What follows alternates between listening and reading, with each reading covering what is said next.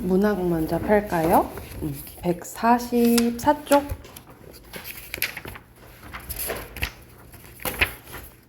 144쪽 보면은 우리 앞에 이제 문학 갈래 중에 시, 소설이 끝나고 여기서는 수필과 극에 대해서 나오거든요. 이제 봐보면 먼저 수필에 대해서 나와 있어요. 수필은 자신의 경험 쓴 거잖아요. 그치? 경험을 간단하게 개념은 경험을 자유롭게 쓴 거라고 생각하시면 돼요. 그래서 개념 보면 글쓴이가 일상에서 체험하거나 느낀 바를 말 그대로 자신의 경험이죠. 느낀 바를 내용이나 형식의 제한을 받지 않고 어떻게? 자유롭게 표현한 글이라고 보시면 돼요. 그래서 수필하면 경험, 자유 이렇게 기억하면 돼. 자신의 경험을 자유롭게 쓴 글이에요. 수필은 특성이 중요한데 첫 번째 자기 고백적입니다. 자기 고백적이라는 거는 자신이 생각하는 것을 솔직하게 쓰는 거라고 보시면 돼요. 그래서 자신이 여기서 경험한 거라든지 알게 된 거, 생각한 것을 솔직하게 쓴 거라고 생각하시면 되고, 그리고 형식이 없다라고 했죠. 그쵸? 자유로운 형식이에요. 일정한 형식에 얽매이지 않고 자유롭게 씁니다. 그래서 무형식의 형식, 약간 아이러니하게 무형식의 형식 이렇게 말하기도 해요. 그리고 생활 주변에서 발견된 것, 글쓴이의 체험, 글쓴이의 사상, 모든 것이 소재가 될 수 있는데 다양한 소재가 사용될 수 있다라는 것을 뭐라 하냐면 우리 몸 주변에 잡다한 것들 다 쓸 수가 있는 거야. 그래서 우리 몸 신자, 신변 잡기적이라고 해요. 그래서 우리 일상생활에 있는 것들이 다 소재가 된다라고 보시면 되고, 그리고 글쓴이가 자신의 이야기를 쓰기 때문에 글쓴이의 성격이라든지 취미, 가치관 등 뭐가 드러난다? 개성이 드러나요. 그래서 개성적. 수필의 대표적인 예시가 일기거든요. 우리 일기 전문가 따로 있나? 전문가 따로 없잖아. 누구나 쓸 수 있잖아. 그치? 누구나 쓸 수 있다라는 걸 비전문적이라고 하고, 산문, 줄글의 형식이긴 하지만 대체로 짧아서 간결한 산문문학이라고 나와 있네요. 그리고 덧붙여서 특징에 대해서 얘기를 하면 자신이 진짜 겪었던 이야기 하니까 사실적, 생각이 드러나니까 주관적, 보통 교훈적인 이야기를 좀 남긴다라고 보시면 돼요. 교훈적 이렇게 보시면 되고, 여기는 특징이 안 나와 있네. 아니 특징이 아니라 종류가 안 나와 있네. 수필의 종류는 크게 두 가지로 보시면 되는데, 이 다루는 소재나 주제가 가볍냐 무겁냐에 따라서 경수필 그리고 중수필로 나뉘어져요. 경수필의 대표적인 게 아까 선생님이 예시로 들었던 일기라든지 아니면 독후감, 편지, 기행문 이런 것들이라고 보시면 되거든요. 근데 편지랑 기행문은 잠깐 밑줄 그어놓을까? 요것들은 약간의 형식이 있어요. 아까 수필은 형식이 없다 했잖아요. 그치? 근데 얘네들은 약간의 형식이 있다라고 보시면 되는데, 먼저 편지를 보면, 편지는 승찬아 잘 지냈니? 하고 첫 인사를 하잖아. 첫 인사 부분이 서두고요. 편지를 썼다라는 거는 하고 싶은 말이 있는 거잖아. 그치? 그 전하고자 하는 그 본문에 해당되는 게 사연이고요. 그리고 끝 인사 부분이 결미예요. 그래서 서두, 사연, 결미라는 약간 형식이 있다라고 보시면 되고, 자, 기행문입니다. 기행문은 여행 갔다 쓴 거잖아요. 그치? 내가 어디 갔다라는 것을 써야겠죠? 그게 여정이고요. 내가 거기서 보고 들은 거는 한자라면 견문이에요. 볼견자에다 들을 문자야. 그리고 거기서 느낀 거는 감상입니다. 그래서 여정, 견문, 감상. 여기도 약간의 형식이 들어가야 된다라고 보시면 될 것 같아요. 그리고 중수필은 보통 수필과 다르게 좀 사회적인 문제에 대해 씁니다. 그래서 좀 더 객관적이다라고 생각하시면 되는데, 대표적인 예시가 논리적으로 평가하는 게 평론이라든지 영화 평론가 이거 들어봤지, 그치? 이런 것들이라든지 아니면 우리 그 기자들이 어떤 사회적인 문제에 대해서 쓴 글을 칼럼이라고 하거든요. 칼럼. 이런 것들이 대표적인 중수필이라고 보시면 돼요. 그래서 여기까지가 전반적인 수필에 대한 내용이고 밑에는 극 중에 희곡만 우선 나와 있네요. 극은 크게 두 가지로 나뉘어져요. 희곡과 시나리오로 나뉘어지는데 여기서는 희곡만 우선 나와 있네요. 희곡은 연극의 대본이라면 시나리오는 영화나 드라마의 대본이라고 보시면 됩니다. 그래서 먼저 희곡의 개념과 특징 봐볼게요. 희곡은 목적이 무대 상연이야. 무대에서 보여주는 게 목적이에요. 그래서 무대 상연을 전제로 해서 쓴 연극의 대본이라고 보시면 됩니다. 연극의 대본인데 특징 첫 번째, 여기 나와 있죠? 무대 상연을 전제로 하기 때문에 무대에서 다 보여줘야 되잖아. 그래서 시간적, 공간적 제약이 있고요. 등장인물의 수의 제약도 맞아요. 받습니다. 왜냐면 예를 들어서 200명 막 다 올라가기 힘들잖아, 그치? 그래서 조금 제약이 있고요. 무대의 등장인물의 대사와 행동을 통해서 이야기가 진행되는데 왜 그러냐면 소설과 다르게 희곡은 서술자가 말해주는 사람이 없어요. 서술자가 없기 때문에 등장인물의 대사와 행동을 통해서 사건이 전개된다. 이렇게 생각하시면 되고 소설과의 공통점은 갈등이 나타납니다. 인물의 성격과 의지를 만들어내는 극적 대립과 갈등을 다루고요. 그리고 모든 사건을 무대의 배우의 행동을 통해 지금 일어나는 사건으로 현재화해서 보여줘요. 그래서 말 그대로 현재시가 쓰인다라고 생각하시면 돼요. 그래서 뭐뭐 한다. 승찬이가 문을 들고 들어온다. 승찬이가 의자에 앉는다. 이런 식으로 현재형으로 쓰인다라고 생각하시면 될 것 같아요. 여기가 됐을까요? 오른쪽으로 가면 희곡의 형식 요소가 크게 세 가지 나와 있네요. 해설, 대사, 지시문입니다. 자, 해설은 희곡은 서술자가 없다 했잖아요. 그쵸? 그래서 앞에서 약간 설명해 주는 게 필요해. 그게 해설이야. 희곡의 첫머리에서 등장인물, 무대 장치, 배경 등을 설명해 주는 말이라고 생각하시면 될 것 같고요. 자, 대사 나와 있죠? 대사는 인물들의 말인데 세 가지로 나눠집니다. 대화, 독백, 방백. 대화는 등장인물들이 주고받는 말이고요. 독백은 혼잣말하는 거죠. 방백은 관객한테만 들리지만 이거는 완전 희곡만의 특징이에요. 관객에게는 들리지만 무대 위에 상대방에게는 들리지 않는다고 약속한 말이라고 보시면 돼요. 이거는 완전 희곡만의 특징이라고 생각하시면 될 것 같고 밑에 또 지시문은 크게 두 가지로 나뉘어지네요. 무대 지시문과 행동 지시문 나뉘어지는데 무대 지시문은 무대 장치, 음향, 조명, 배경 등을 지시하는 말이고요. 행동 지시문은 등장인물들의 동작, 표정, 말투, 심리. 그래서 보통 이렇게 가로 안에 있는 것들 있잖아요. 그지? 그리고 가로 안에 있는 것들이 행동 지시문이라고 생각하시면 될 것 같아요.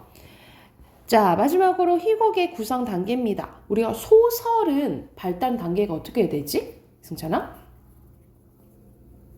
발단, 전개, 위기, 결말, 그치? 근데 희곡의 구성 단계는 조금은 달라요.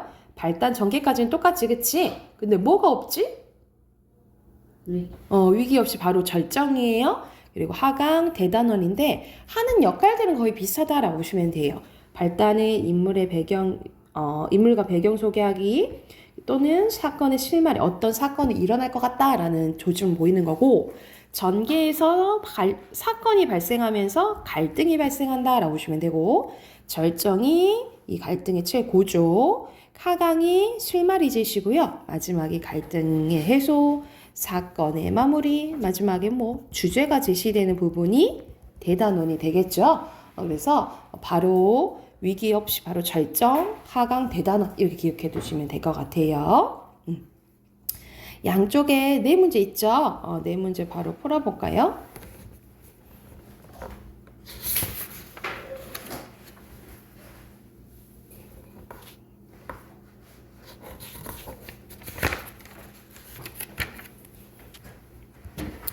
1번에 알맞지 않은 거 몇 번?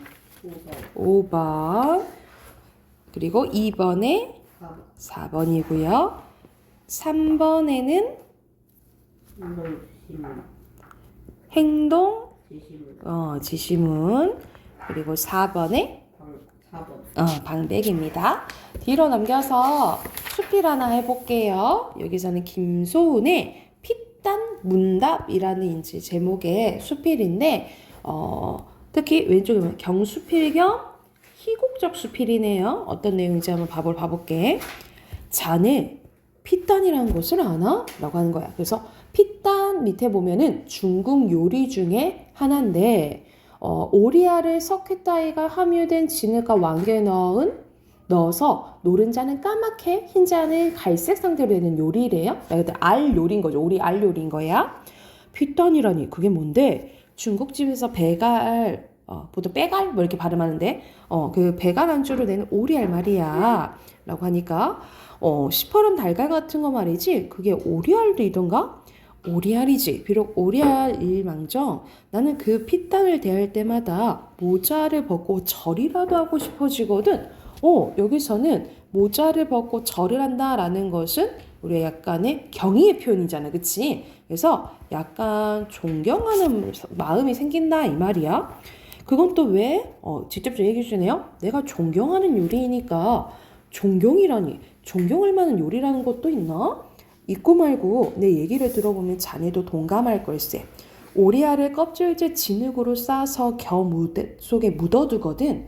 한 반년쯤 지난 뒤에 흙덩이를 부수고 껍질을 까서 술안주로 내놓는 건데 뭐 되게 정성이 들어가는 거지, 그치? 속은 굳어져서 마치 삶은 계란 같지만 흙덩이 자체의 온기 외에 따로 가열하는 것은 아니라네. 오리알에 대한 조예가 매우 소상하신데? 아니야, 나도 그 이상은 잘 모르지. 내가 아는 건 거기까지야. 껍질을 깐 알맹이는 멍이 든 것처럼 시퍼런데도 한번 맛을 들이면 그 풍미가 기가 막히거든. 연소나 장어, 지느러미처럼 여기 양소는 그 제비 둥지 비싼 거 막 파는 거죠. 고급 요리 축에는 못 들어가도 술안주로는 그만이지. 그래서 존경한다는 건가?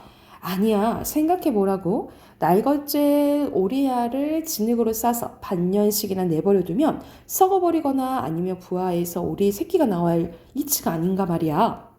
그런데 썩지도 않고 병아리가 되지도 않고 독자의 풍미를 지닌 피단으로 화생한다는 거. 이거 놀라운 일 아닐 수 없지. 허다한 값나간 요리를 드셔주고 내가 내 피단 앞에 절을 하고 싶은 연유가 바로 이걸세. 그러니까는 보통 그렇게 내버려 두면 썩어버리거나 오리알 새끼가 나와야 되는데 그렇게 요리가 된다라는 게 신기하다라고 얘기를 하는 거죠. 그럴싸한 얘기로구만. 썩지도 않고 병아리도 되지 않는다. 그저 썩지만 않는다고 하는 게 아니라 거기서 말 못할 풍미를 맛볼 수 있다는 거. 그것이 중요한 포인트지. 그러니까는 이게 포인트라는 거지. 그치? 풍미가 있다는 거. 남들은 나를 글줄이나 쓰는 사람으로 치부하지만 붓 한 자루로 살았다면서 나는 한 번도 피단만한 글을 써본 적이 없다네. 만건을 10년 뜨면 문리가 된다는 속담이 있는데 속담을 인용했네. 그죠?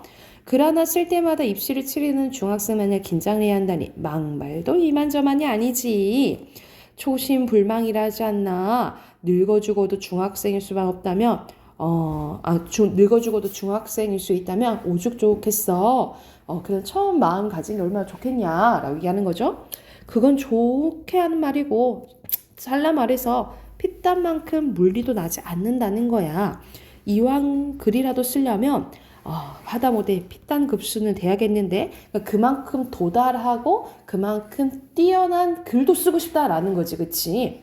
썩어야 할 것이 썩어버리고 독특한 풍미를 풍긴다는 거 멋있는 얘기로구먼 이라는 이제 내용이에요. 그래서 우리가 이 사람은 이제 글을 쓰는 작가여서 이런 피땀 같은 뭐 글을 쓰고 싶다 이런 이제 내용도 이제 나오는 건데 이걸 인생에 비유할 수도 있겠지. 우리가 뭐 썩어버리거나 뭐 하거나 그러기보다는 되게 이 피땀처럼 조금 견뎌서 된 요리만큼 시간이 지날수록 조금 더 풍미가 지니는 그리고 말 그대로 어른의 사람을 친다면 약간 어른 냄새가 나는 뭐 그런 사람이 되고 싶다. 이런 게 이제 드러나는 거라 생각하시면 될 것 같아요. 그래서 주제는 인생의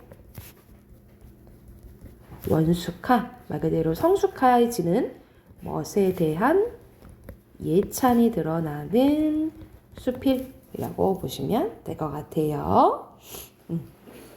참고하면서 여기서는 이제 핏단을 이제 비유해서 이제 인생 얘기도 한 거지. 그래서 이거 참고하면서 오른쪽 세 문제 그리고 뒤에 빈칸까지 채워볼게요. 148쪽까지.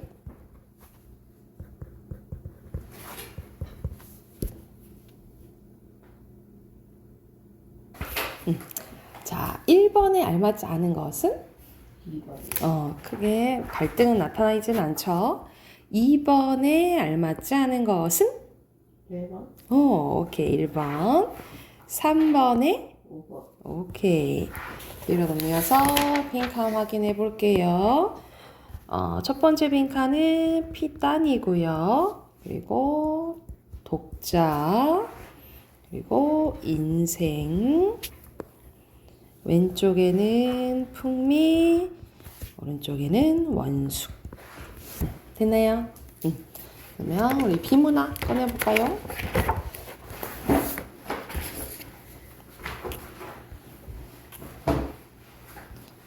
음, 146쪽 할 차례일 거예요.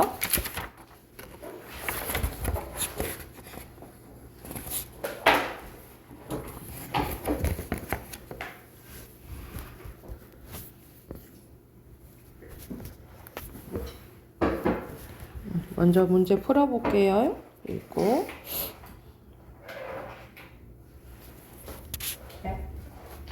먼저 문제 풀어볼게요. 우선 149쪽까지 풀까요?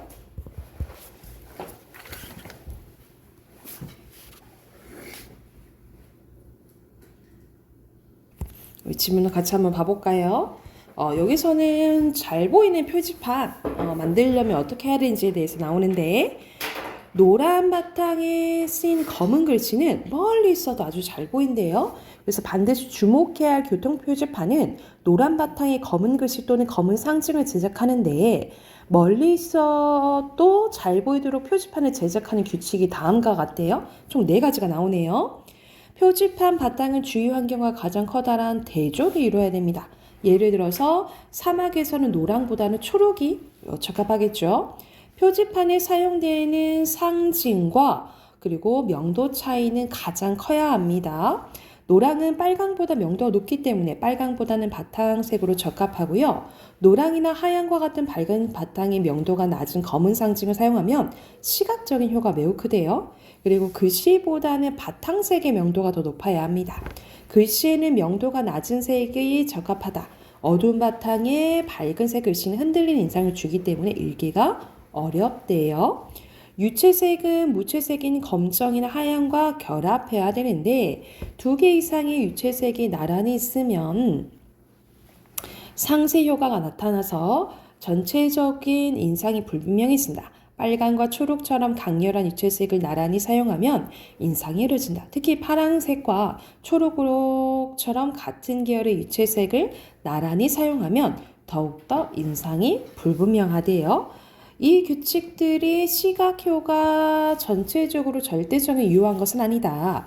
장거리 시각효과와 단거리 시각효과는 전달하는 정보가 다르기 때문에 색채 사용에서 차이가 나는데 장거리에서 인지해야 하는 정보는 간결하게 표현해야 하고 보편적인 상징을 사용해야 하는데 하지만 단거리에서 인지해야 하는 정보는 되게 양이 많고 새로운 것들이래요. 따라서 단거리 표지판의 경우 사람들의 주목을 끌어야 하는 문구를 제작할 때는 집중력을 떨어뜨리는 화려한 색을 피하는 것이 좋대. 멀리서 시각적으로 눈에 잘 띄는 표지판이라도 가까운 곳에서 보면 눈이 피곤하다라는 거예요. 그래서 이게 주의사항은 뭐야? 화려한 색은 피하는 것이 좋다는 거죠. 최적의 장거리 시각 효과를 갖는 색깔은 노랑인데 이 때문에 프랑스 국제사이클 경주대회에서 이날 종합 성적이 가장 우수한 선수는 다음날 멀리서도 눈에 띄도록 노란 유니폼을 입습니다. 테니스공도 원래 흰색이었는데 웸블던 국제 테니스 대회에서 노란색을 사용하기 시작했대요. 텔레비전 중계를 하면 노란색 공이 흰색 공보다 더 잘 보이기 때문이다. 비슷한 맥락에서 주목을 끄는 미국의 풍습이 있는데 친구나 친척이 전쟁터에 나가거나 그와 비슷한 위험한 사업을 참가하면 나무나 정원 울타리 또는 자동차 안테나에 노란 리본을 매다는 풍습이 있대요.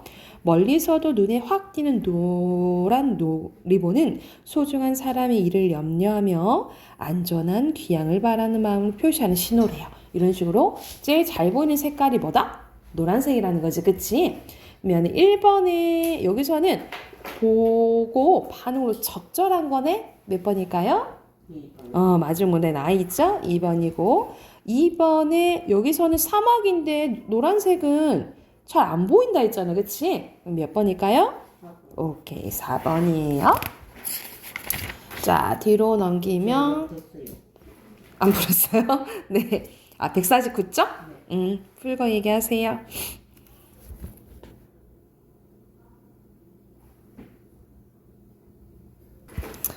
자, 1번의 순서대로 O, 2문단에 O, 그리고 3문단에는 어디가 틀렸죠?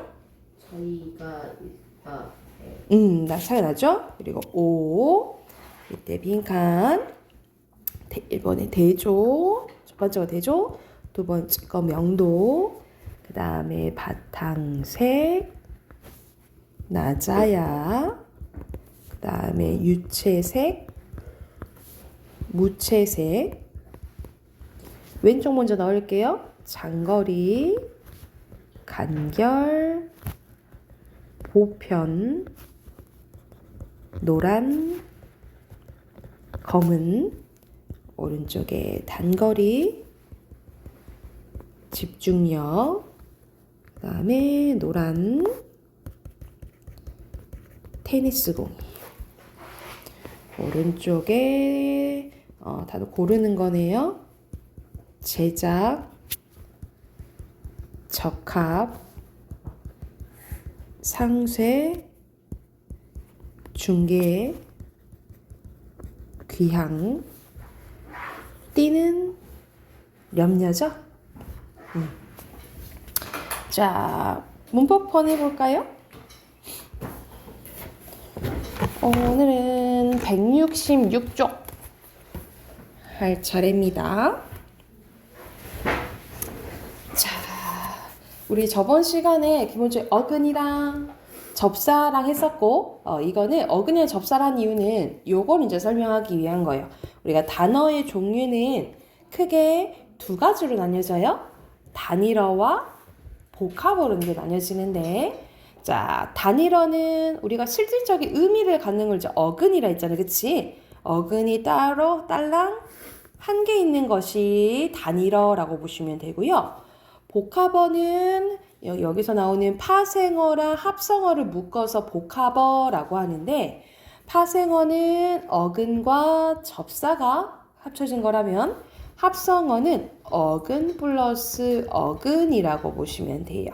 그래서 자, 어근이 하나 있으면 뭐 단일어, 어근이나 접사가 붙거나 어근 플러스 어근은 이제 복합어라고 한다라고 보시면 될 것 같아요. 자세한 내용이 밑에 나와 있네. 자, 다시 한번. 단일어는 하나의 어근, 즉 하나의 실질 형태소로 이루어진 말이라고 보시면 되고요. 복합어는 어근의 접사와 결합하거나 어근과 어근이 결합해서 이루어진 단어라고 보시면 돼요. 즉 하나의 실질 형태소에 접사가 두 개 붙거나 두 개의 실질 형태소가 결합된 말이라고 보시면 될 것 같거든요. 그래서 손 플러스 수건이라든지 헛소문이라든지. 그래서 요거는 어근 플러스 어근이니까 합성어고요. 헛소문에 접사가 붙었기 때문에 파생어라고 보시면 돼요. 자, 먼저 파생어에 대해서 나왔네요. 파생어는 어근과 접사가 결합하는 거라 했지, 그치? 만약 접사가 앞에 붙으면 우리가 머리 두자를 써서 접두사, 그래서 접두파생어라고 부르고요. 접두파생어. 뒤에 붙으면 꼬리 밑자를 써서 전미사예요. 그래서 전미파생어라고 불러요.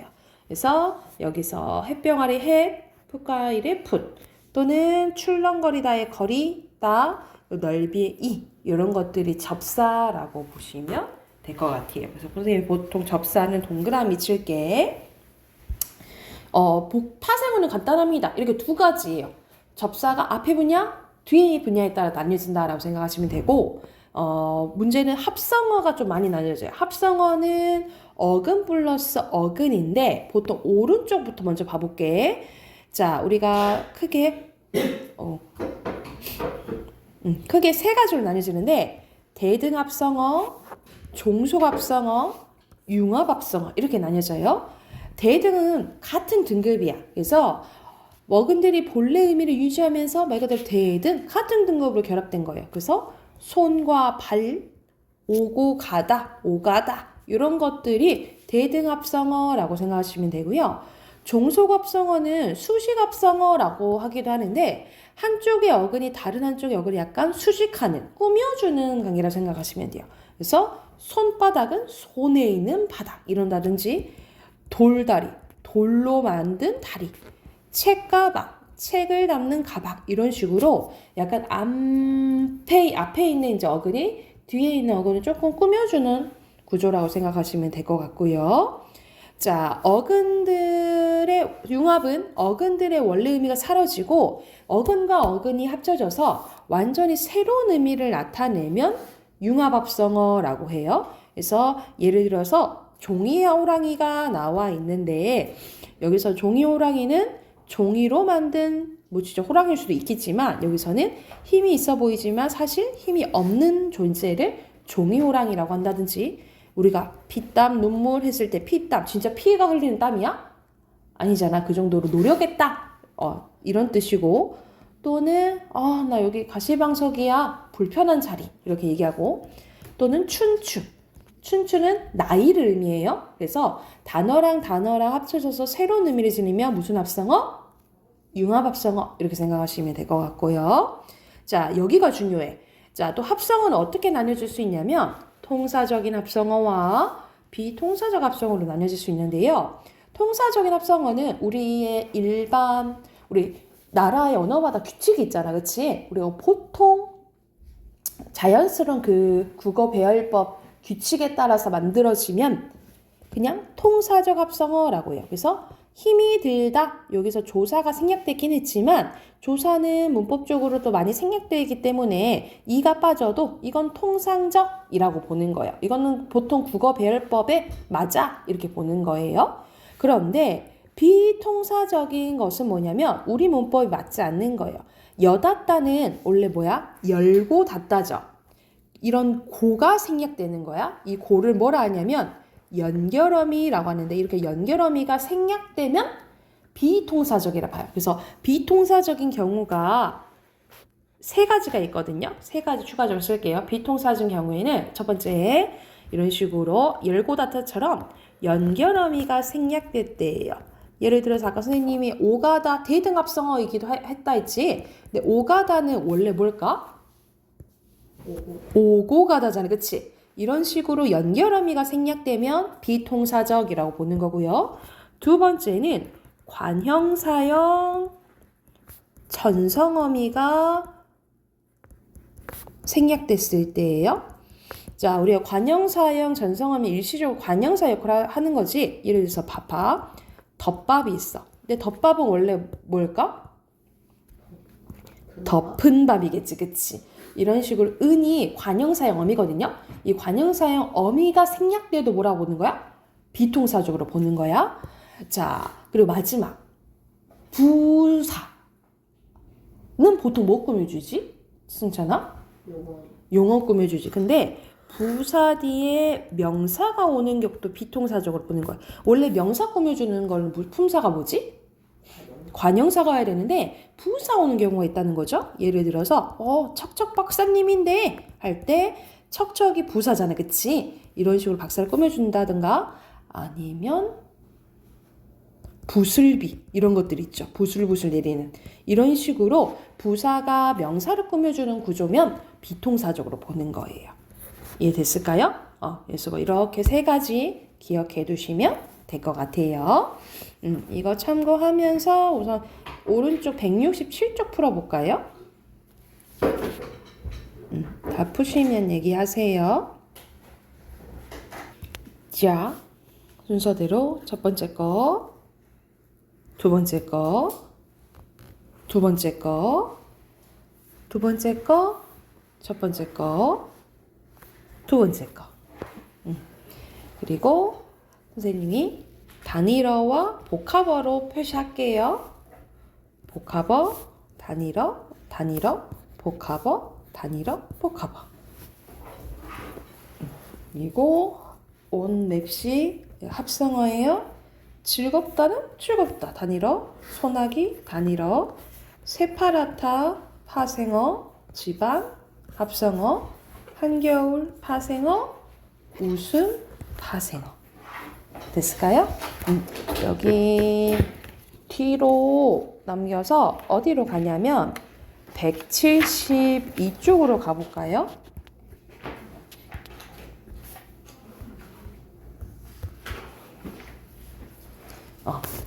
172쪽부터 우선은 174쪽까지 14번까지가 합성어 파생어 관련된 문제거든요. 우선 거기까지 풀고 답 확인해 볼게요. 바로 답 확인해 봅시다. 1번에 5번, 2번에 5번, 3번에 4번, 오케이. 4번에 오케이. 5번에 1번, 6번에 오케이. 7번에 2번, 8번에 9번에 4번이고요. 10번은 조금 헷갈릴 수도 있겠다. 10번은 2번. 오케이. 11번에 땡. 어근에 전미사가 붙었어요. 그리고 동사인데 명사로 바뀌었네요. 1번. 1번이고요. 12번에 14번에 2번. 오케이. 14번에 2번. 오케이. 책은 우선 여기까지 하고요.